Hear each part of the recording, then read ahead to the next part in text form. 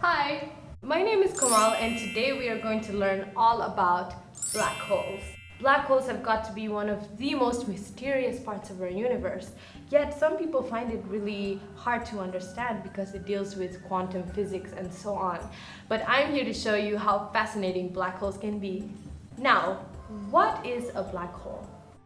Black holes are a region of space-time exhibiting gravitational effects that are so strong that nothing, not even light, can escape it. So, how is it formed? What are its properties and structure? How does it grow? And how does it die? Formation.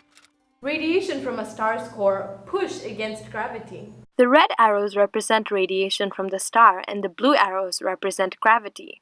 These two great forces push against each other, creating a very fragile balance. But over time, the fusion process at the core of a star burns out and creates iron, and iron does not create energy. Therefore, the iron builds up bigger and bigger to a critical point when there is no more energy.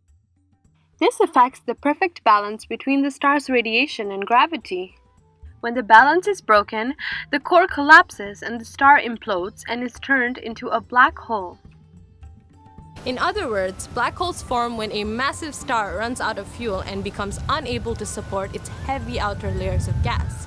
If the star is large enough, approximately 25 solar masses, then gravity pulls on the star and causes it to grow smaller and smaller until its density reaches infinity at a single point, and that is called the singularity.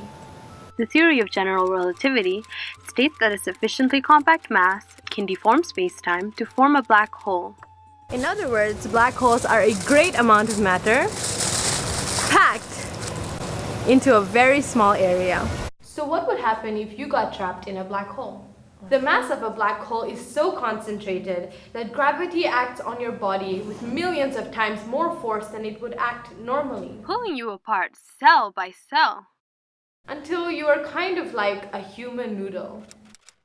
Properties and structure. The no-hair theorem states that at a stable condition after formation, the black hole has three observable physical properties: Its mass, its charge, and its angular momentum. a black hole is made up of three parts: the singularity, the inner event horizon, and the outer event horizon. To better demonstrate the different parts of the black hole, let's do an experiment.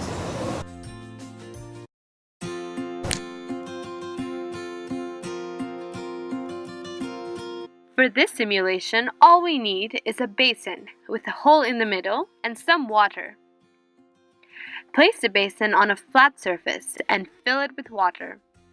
Then lift the basin and watch as the water starts to escape through the hole, creating a whirlpool effect, very similar to a black hole. Now imagine that this is a black hole.